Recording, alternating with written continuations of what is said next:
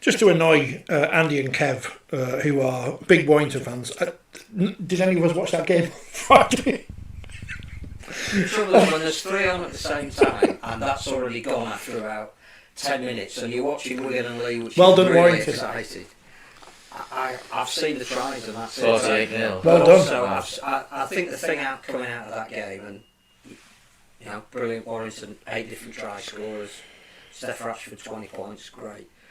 Having got over Wembley, I suppose, is that was we were talking about that a few weeks ago, didn't we? And it looks like the close score against Hull. But you need to see them playing against opposition that isn't absolutely decimated in terms of confidence at the moment. The most bizarre thing. So they're playing Leeds this week, so that's another 2 points. Guaranteed. Yeah. They're playing me in a magic week.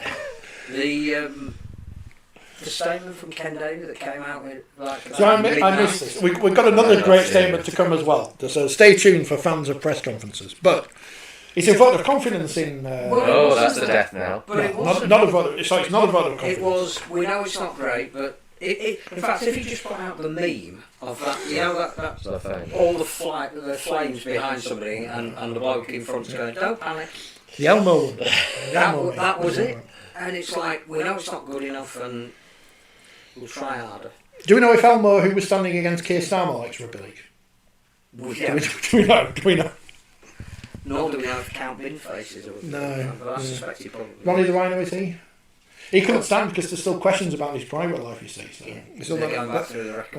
Where's Rita? Should put her on the front cover.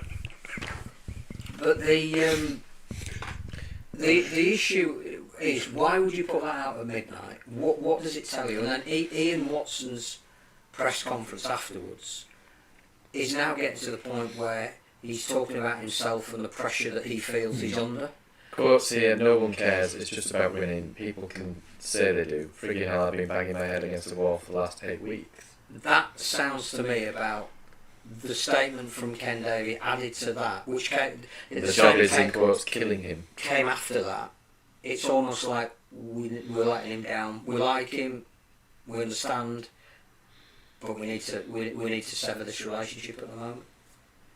It's just bizarre. But where does Huddersfield go? Because this is the endless cycle of, they'll bring in some assistant from Australia we've never heard of, and then they'll go back to someone British, and then they'll go back to someone from Australia we've never heard of, and they still won't get any further on because they'll still finish mid-table. They'll still have the same number of loyal supporters because they can't grow a fan base, even if they give away tickets for free, as they'll do next year, no doubt. I don't know when they did their last tickets for about a tenner thing.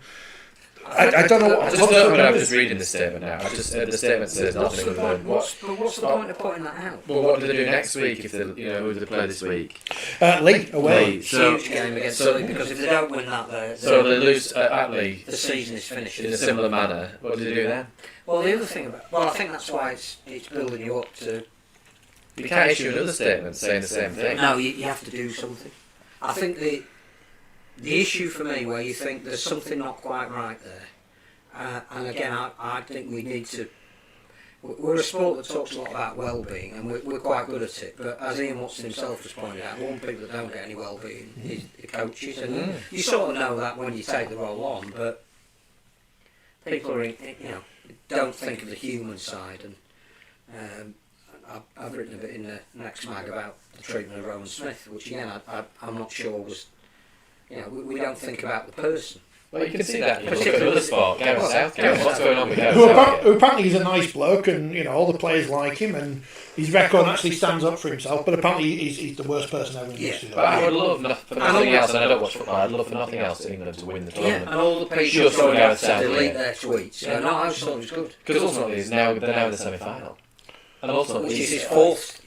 He's got to be judged on results. They finish top of the table and they're in the semi-final. And it doesn't matter how you win in a cup competition, other than you win the competition. Sits at the press conference and does the Nescafe handshake at them. That's what he should do. But the thing about Huddersfield, I think, is epitomised by Luke Yates, because Luke Yates is Ian Watson's general on the field. Came with him. I think you can build a team around Luke Yates and his work ethic. And Luke Yates is going to Warrington next year. But if you were to change your coach, and that might be most players have already been signed anyway now. Yeah, but it might be money, but the fact that he he sees a better opportunity for himself at Warrington than staying at Huddersfield, when the likelihood is that the coach that he admires the most is still at Huddersfield. That's why I'm not convinced changing the coach is the answer. No, because but something's clearly not right. in that mix of players in that dressing room that the coach is now saying it's killing him to try and get a performance out of. That doesn't strike me as being right for anybody. It looks like there is a loss in the dressing room there. The players don't appear to be Or playing for the it. players that have been 48-0 signed. though. Yeah, the players that have been signed, or the mix in that dressing room at the moment. Yeah. And we don't know who signed it. You know, it's all going to come down to, well, it's all Jay Connor, he's a disruptor. But we don't know who signed it. We don't even know if that's Ian Watson. Yeah, but one person doesn't have that influence over the entire but again, squad. Ollie Russell, who you could have built a team around, is going to Wakefield next year. You know, this time last year, Ian Watson was saying, can't wait for Ollie Russell to come back from when he's injured because he's the guy that I need. And then they go out and sign Adam Clune, who may or may not be a good player. But I'm just saying the mix all seems to be wrong. You know, Tui Lolohea is the best fullback in the competition. We bought Jake Connor, who's a fullback. Yeah, Adam Swift, who until he was injured, you know, great signing, but they didn't need wingers. It meant that they had to get rid of the senior brothers, who seem to be doing okay. I said this to you on I don't understand what they're trying to build. I said this to you on Saturday at the game, and it's that word culture, and we don't know what it means. It's a spurious word, but the way that they let Jermaine McGilvery go last year, not in the fact that they let him, they wanted him to leave, not that they didn't think he was part of their plans. That's part of the business. That's sport. But the way that he seemed to find out when they released the statement, he seemed to do anything. The best interview you did after the Wembley Saturday was Jermaine McGilvery. Was I think the last interview that you did, and he could not have been more frank, open, and honest. And he actually said, without prompting, "I was disappointed at the way Huddersfield let me go." And that to come from a player that's played for a club for so long. That smacks that something. It's not that you want to use. I don't like the word servant because it's a strange word to use, but if you could use that word to describe a player at a club in this era, it would be Jermaine McGilvery at Huddersfield. He's done everything for them possibly. So when you do that to one of those kind of players who does do everything for the club, and we know that behind the scenes, Andy Kelly is a really good guy, and he's trying to bring in a new generation of talent through. But what you've got to try and do, surely, but is something's not clicking. You've got to keep players like that, even if they go off to another club.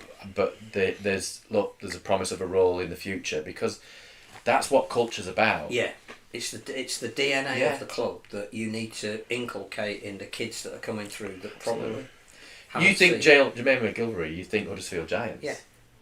In fact, I'm thinking of he plays for Wakefield now. He does. Yeah. And if he had one 2025 Super League champions Wakefield Trinity. Yeah. And if he had one great season at Wakefield, which he's talking about retiring at the end of it, you would have let him go to Wakefield to have the joy of playing at Wembley, which he'd never done before and he really wanted to do, winning virtually every game every week, which, again, you don't get that opportunity that often in your career, lifting a trophy at the end of the season, and then you go back to Huddersfield as the...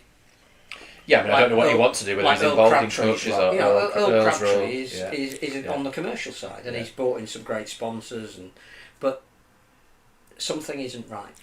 Here's some comments. Andy and Kevin, who are Warrington fans, so they can comment on the game. I understand that Huddersfield were missing players with illness, but you can't use that as an excuse for the last 2 months. Kevin, that was Andy. Kevin says, why didn't even get out of second gear, really? Huddersfield just crumbled. I think the players think they're better than what they are. He also says, Huddersfield reminds me of Warrington treating club legends badly. And Carsten says, what's the difference between the Giants and the yoghurt? If you leave a yoghurt alone, it develops a culture. And the good people at Arla will be on the phone. None of that was having a go at Ian Watson, because I think what he said in that press conference was ridiculously honest, ridiculously forthright, and if the job is killing him, which was the words that he used, then he perhaps needs to be saved from himself more than anything, because he'll get another job because he is a good coach, but something clearly is amiss there, and it's not that they don't spend the salary cap, because they do. It's not the same situation as at Salford or at Castleford. They go out and buy every year